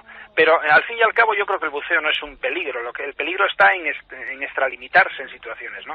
Pero realmente a veces, por ejemplo, bueno, pues podemos estar, yo recuerdo, ahora que me estabais comentando esto, recuerdo una inmersión al sur de Manado Tua, en la zona de Sulawesi, donde había una morena que yo no sé realmente lo que pesaba, pero fijaros que yo tengo aquí también en el aula del mar un congrio de 81,5 kilos. ¿Congrio de 81 kilos? Efectivamente, no hay ninguna referencia en cuanto a peso registrada de tal magnitud. Pues recuerdo que aquella morena que estaba entre unas zonas de corales blandos extraordinarios que parecían pues como un jardín de coliflores maravillosas, pues aquella morena salió desde la cueva y precisamente se dejó tocar, pero era una morena que aquella sensación no me parecía real, ¿no? No me parecía real porque era increíblemente grande, posiblemente pesase 50 o 60 kilos, o bastante más, no puedo decir cuánto, ¿no? Y yo no sé por qué, pero viendo que el guía que estaba con nosotros, que estábamos haciendo 3 personas la inmersión, viendo que el guía se acercaba, yo tuve la sensación de que tenía que tocarla, y de una forma totalmente absurda la toqué, pero después me di cuenta de que realmente ella bailaba un poco en el agua, se salía de la cueva, y la fui tocando entera, completamente, todo lo que era la zona dorsal hasta la cola, y aquello para mí fue algo realmente increíble, porque siempre la morena está establecida como uno de los seres más repudiables en el mar, porque yo... Bueno, el aspecto es fiero, ¿eh? Sí, es sanguiliforme, y además, bueno, pues es como casi una serpiente, ¿no? Pero realmente aquello a mí me apasionó, y yo creo que es una de las imágenes más extraordinarias en cuanto a lo que es el comportamiento de un animal con respecto a nosotros, estos otros animales, ¿no? Pero lo que decía antes, efectivamente, Fernando, pues también hay sensaciones en las cuales uno tiene que pensar qué ocurre con la naturaleza, porque entrar en una cueva a 37 metros de profundidad, una cueva laberíntica como son, en este caso, la cueva de Sipadán al este de Borneo, y entrar en ella y darnos cuenta que después de recorrer como unos 50 o 60 metros por unas galerías, nos encontramos con multitud de tortugas muertas, unas todavía incluso en estado de descomposición, que precisamente por la emanación de los gases, por esa acumulación de gases, están flotando en lo que es en el techo de la cueva, y otras pues que ya llevan muchos años allí muertas. Y lo curioso de todo ello es que precisamente todas las tortugas, absolutamente todas, eran hembras. Perdón, eran machos. O sea que hay cosas que realmente son singulares, ¿no? Y después hay que ir dándole pues un poco de pie digamos que a las situaciones para creer por qué, ¿no? Y después valorábamos que efectivamente que en la época en la que las hembras pues estaban en celo, pues los machos pues entraban, y generalmente suelen entrar 2 o 3 machos, sobre todo algunos inexpertos que son más jóvenes, para hacer el acoplamiento, y en un momento determinado pues comienzan a pegar a veces entre ellos, se ponen nerviosos, empiezan a levantar el sedimento, y cuando se dan cuenta pues la hembra se marchó, y a lo mejor se marchó con aquel que era el partener que necesitaba, pero después los otros 2 pues a su aire, cuando se dieron cuenta, se quedaron dentro de la cueva sin poder respirar, sin poder salir a la superficie, ¿no? Historias... Entonces, de las profundidades realmente enigmáticas y que imagino que uno, claro, hay que verse como Luis en ese momento ahí bajo el agua observando todo eso en un lugar que tampoco se conoce muy bien. Hablaremos mucho más de inmersiones y de lo que se puede ver y además bien cerca, no a veces en el abismo, sino bien cerca de nuestras costas, que son unas desconocidas. De momento, además, ¿verdad, Fernando, Óscar? Recomendar la visita a Luarca, a ese auténtico museo que ha montado Luis Laria con los ejemplares de calamares gigantes fabulosamente ahí conservados, un ejemplo único, y que toda la gente, desde luego, que quiera aprender más de los auténticos monstruos marinos, que no son leyenda, que están ahí, que desde luego los atenderá con los brazos abiertos. Luis, amigo, un abrazo muy fuerte, compañero. Un abrazo a todos, muchísimas gracias. Luis. Un abrazo. Gracias, un abrazo. Un programa que se sumerge en el otro lado de la realidad. Milenio 3, con Iker Jiménez y todo su equipo en la SER.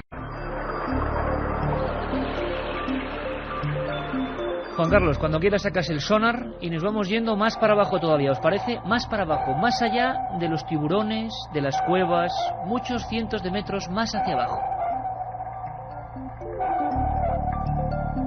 Y es que pasan cosas, cambios de comportamientos, tiburones de alta profundidad y una serie de fauna que desde luego cuando yo recuerdo la primera vez que me la mostraba Fernando en algunos viejos libros y fotografías, uno no se puede creer, eso es ciencia ficción.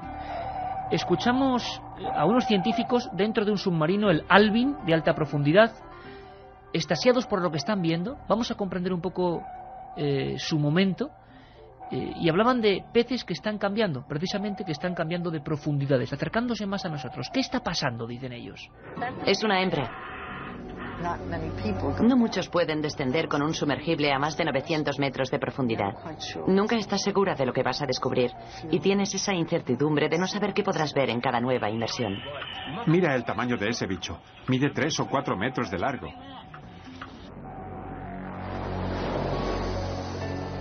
Las conocemos desde que los científicos las calificaron como criaturas de aguas profundas. Cuando hablamos de aguas profundas, nos referimos a 300, 200, tal vez 100 metros de profundidad, pero no aguas superficiales como estas. Entonces, ¿qué está pasando? Estamos, Fernando, Óscar, compañeros, a unos 1000 metros de profundidad, tiburones oscuros de alta profundidad, creo que el nombre común es cañabota también, ¿no? Le suelen llamar, pero que estaban variando y que estaban apareciendo incluso en aguas superficiales.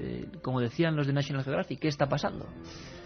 Bueno, yo realmente, puntualmente en el tema de las cañabotas, no sé, no tengo constancia de que haya nada, pero ten en cuenta una cosa, en el océano, en el abismo, y realmente el abismo, la oscuridad total, sería a partir de esos 1000 metros, estamos en el límite. Pero o sea, 1000 hacia abajo sí que estamos ya en el mundo de la oscuridad perpetua. Total, ¿no? O sea, hay un cambio de fisiología en los animales muy importante. Estos hasta 1000 metros que hay ese umbral de luz pequeño, hay grandes ojos, está el calamar gigante entre ellos, el mayor ojo que ha dado la naturaleza después de los ictiosaurios ya extinguidos. En este mundo ya te digo que hay un pequeño umbral de luz y todos lo aprovechan, ¿no? A partir de esos 1000 metros es completamente distinto. Llega mucho menos alimento, como te decía antes, las presiones son brutales, la oscuridad es total, los ojos son vestigiales, por supuesto la bioluminescencia. La luz propia, luz que emiten en esa oscuridad de ellos mismos. Exactamente. La capacidad de emitir luz es la forma de comunicar. Hay que intentar que no te vean porque tú te conviertes en algo precioso, que es alimento para los predadores, y a la vez tienes que dejarte ver lo mínimo para que te puedas reproducir con los de tu especie o para que puedas conseguir alimento también, porque a veces lo que utilizas, esa bioluminescencia, es para utilizarlo como cebo y que vengan invertebrados pequeños y tú poder capturarlos.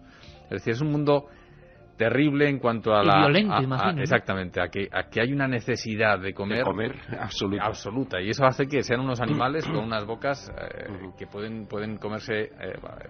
Tú ves al pez pelícano, por ejemplo, y tiene una boca que cuando la abre, la despliega, podría comerse un animal de su tamaño. Tú imagínate tú comerte y un digestivo elástico capaz de recoger ese alimento que han cogido por la boca e incluirlo dentro, porque claro, normalmente ves una cabeza muy grande, un ojo muy grande y un cuerpo delgadito y alargado, pero el digestivo dentro de ese cuerpo es capaz y tiene una elasticidad tremenda para cuando el alimento es muy grande, capaz de asimilarlo, ¿no? Estamos ya a unos 2000 metros, por ejemplo, Óscar, o profundizando. Yo recuerdo en algunas, yo creo que incluso a mucha más profundidad, porque no se sabe mucho. Es decir, es como si metemos un cebo con una luz en ese momento concreto, pero no sabemos lo que hay alrededor. Y había nombres que a mí, Óscar, que me dejaban alucinado. Por ejemplo, Vampiroteutis infernalis. Esto no me lo invento yo, ¿verdad, Óscar? No, en absoluto. En esas profundidades todos los organismos tienen formas muy adaptadas a gastar poca energía también.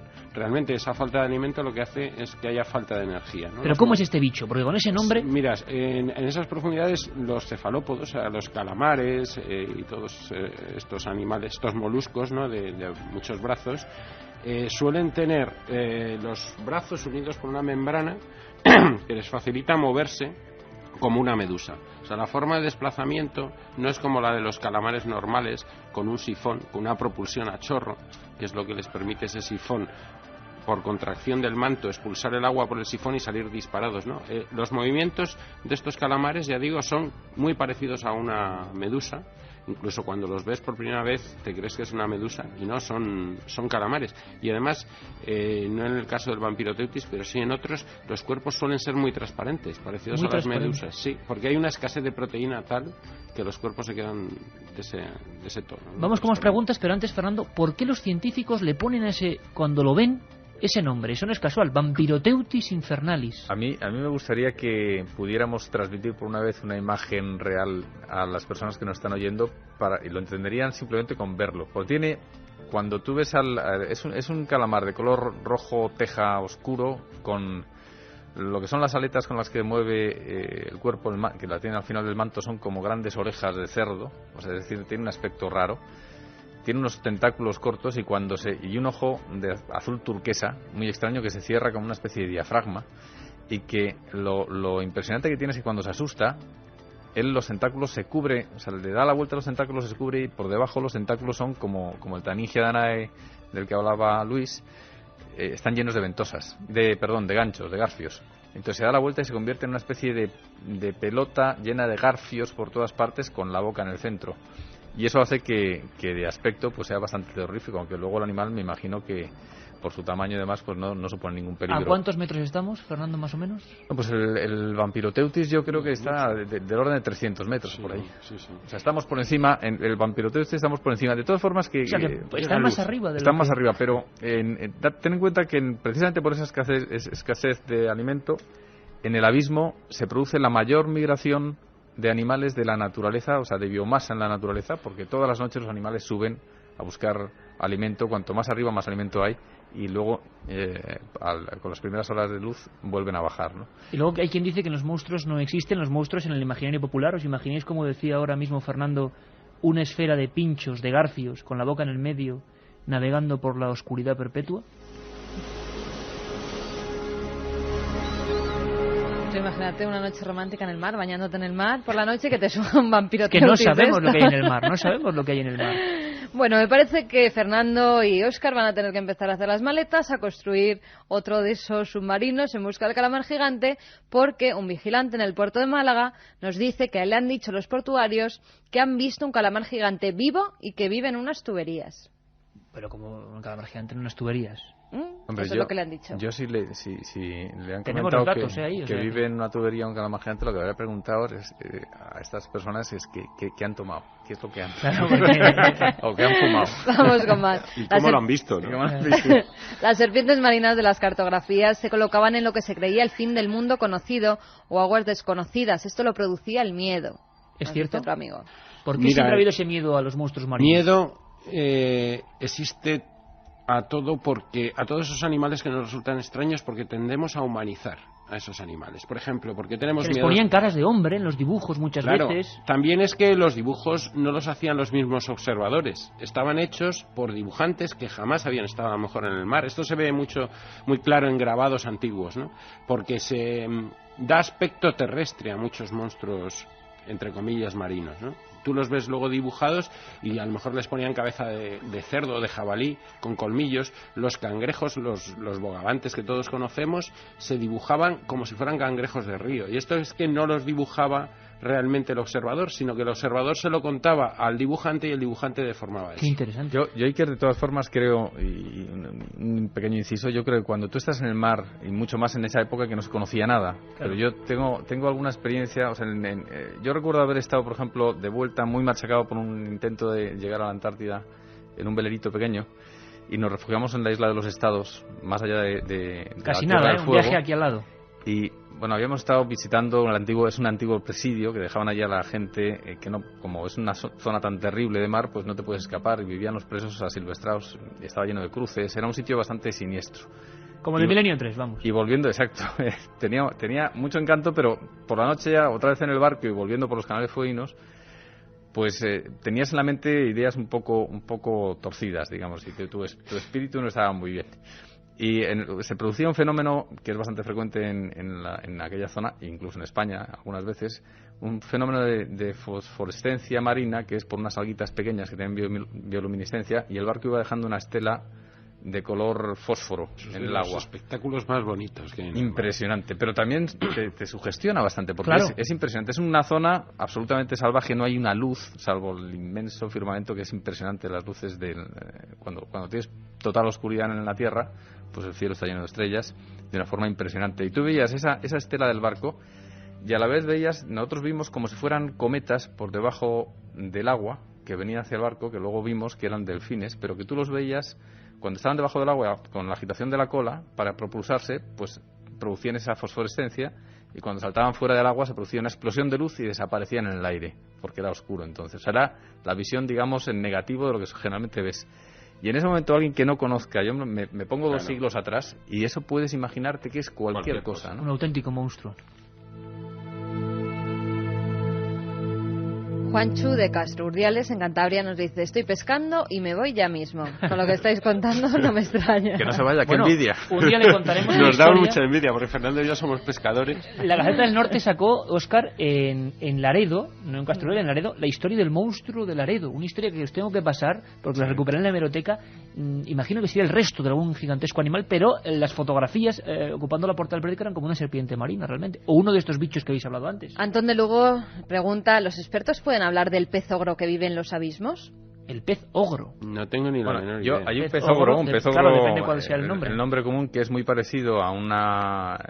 es como si fuera un blenio gigante con unos dientes muy aparente. Ajá, ¿Sabes sí, cuál es, sí, no? sí. Muy Claro, terrorífico. el nombre científico igual no es pez ogro, precisamente, Bueno, ¿no? Claro. No, el nombre científico yo no lo sé, Sí. pero vamos, es un nombre extendido, y realmente el pez tiene cara de ogro. O sea, es Sí, de los eso- que vas buceando y te aterroriza, es que que luego no haga nada, ¿no? Ese es un tema que me gustaría además contarte, Iker, porque has dicho que tú tienes miedo a los tiburones. Yo sí. Y es que, por Yo esa lo manía siento. que tenemos de humanizar los rasgos y los gestos, yo creo que los tiburones realmente son un peligro en determinadas zonas, pero no nos tienen que aterrorizar de la manera que nos aterrorizan. Yo creo que la base Ser del inconsciente, terror... no sé. No, piénsalo y míralo en un acuario, o cuando tengas ocasión de ver un documental de tiburones. Mira el ojo del tiburón.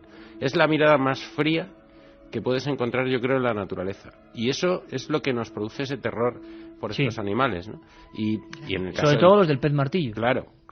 Tú fíjate siempre en eso, en el ojo, y verás que es la frialdad de la mirada del tiburón. Es algo sobrecogedor. ¿Cómo lo ven estos auténticos No, pues el científicos y Tú ves expertos? una aleta ya por el mar y no te da tiempo ni a mirar el ojo. El pez martillo, te tengo que enseñar unas fotos, porque hay un pez martillo oceánico que vas, en vez de ir en grupos, es solitario, y es gigantesco, te va a encantar.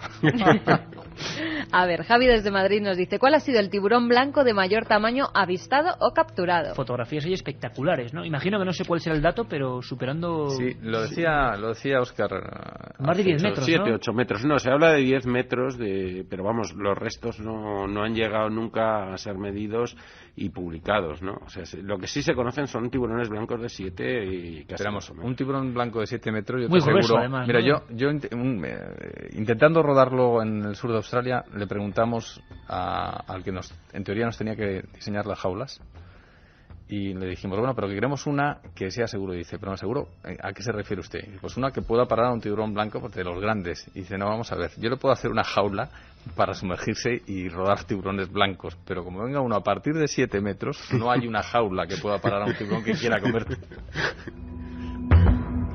Bueno, un peldaño más del que hablaremos otro día porque, por supuesto, la tertulia continuará. ¿Quién sabe cuándo? ¿Quién sabe cómo? Ese es el enigma de Milenio 3, pero disfrutamos de verdad con vuestra presencia, amigos.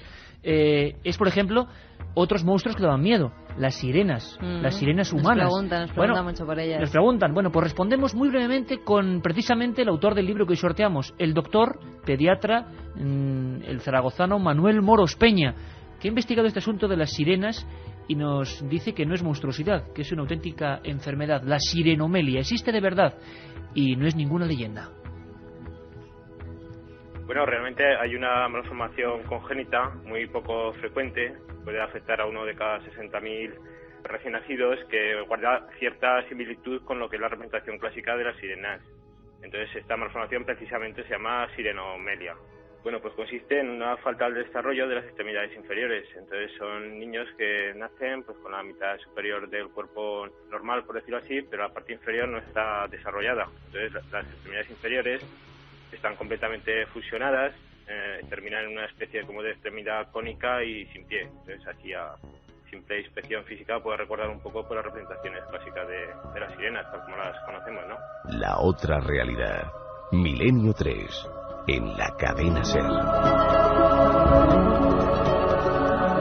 Estabas comentando algo, Óscar, de la sirena de Segovia. Sí, ya sabes que lo hablamos recientemente. En Segovia hay un museo de la brujería y allí tienen una pequeña sirena. Yo cuando lo vi anunciado en el periódico, en cuanto pude fui para allá. Y digamos la parte superior parece el feto de un niño, la parte inferior, y es que la luz no acompañaba muy bien para ver aquello, pues podría ser bien las extremidades de un albatros o incluso de una foca, ¿no? Con unas membranas y unas uñas. Y es que me lo ha recordado ahora cuando hablaba este señor aquello, pero claro, en la parte inferior no coincide con la claro, podría ser un hábil montaje de los sí, santos que había, esa ¿no? fue mi idea. Cuando fui allí, tratar de hacer unas fotos no pude hacerlas y estudiar más detenidamente aquello, pero claro, es que la falta de luz y el que no puede hacer las fotos un sitio tenebroso también. No es una sirena, pero es Katia Rocha, que está aquí con nosotros. Por cierto, Katia, vamos primero con los 3 ganadores y luego vemos las últimas preguntas. Ricardo de Villalba es uno de los ganadores de este libro de Manuel Moros Peña. ¿Es posible que exista una civilización en el abismo? Es lo que nos pregunta. Dice que humana, si podría ser algo ¿no? parecido a las leyendas de sirenas. Parece ser que a Ricardo también le gustan las sirenas. Paquito nos dice: ¿cómo puede ser que en esas profundidades viva gente o vivan seres humanos? ¿Serán vistos por otros sentidos, desconocidos por nosotros? Yo los llamaría seres extraordinarios. Sí, pero no humanos, animales, claro, animales. Nos dice Paquito. Y Rubén de Valencia pregunta: ¿qué sabéis de unos extraños sonidos que se produjeron en las Baleares hace unos años? Tenemos que haber invitado a Chema Font también. Cierto, Katia. Chema Font, que se metía ahí sumergiéndose, ¿te acuerdas?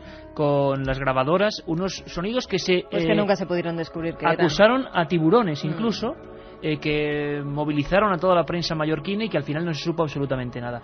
Muy rápidamente, Carmen, ¿alguna pregunta más? Hola, compañeros, me llamo Vanessa y me preguntaba cómo pueden sobrevivir ciertos animales a una presión tan grande. Todo el mundo indica, como decía Katia, eso, ¿no? Que las presiones son increíbles y por eso los cuerpos son así, como habéis dicho, ¿no? Sí, y además compensan. Si la presión interna es igual que la externa, pues pueden aguantar esas presiones. Una idea para terminar: ¿existen estaciones submarinas similares a las espaciales? ¿Dónde residirían investigadores, biólogos, por periodos más o menos largos? Fernando, ¿te animas? No es ahora igual no. Ahora igual no. Pero dentro de mucho tiempo, lo que sí que hay algunas pruebas, no en el abismo, por supuesto, pero a profundidades 30-40 metros hay ciudades, como si fueran iglúes experimentales ya desde hace años. Yo no les he seguido la pista y te estoy hablando desde hace años, donde sí se hacen las primeras pruebas, ¿no? Bueno, científicos de verdad, del CSIC, biólogos, zoólogos, y hemos hablado de monstruos marinos y nos hemos sumergido. Hoy este estudio ha sido un batiscafo. Espero que hayáis disfrutado tanto como nosotros, amigos. Si te gusta el contenido, suscríbete, activa la campanita y dale al like.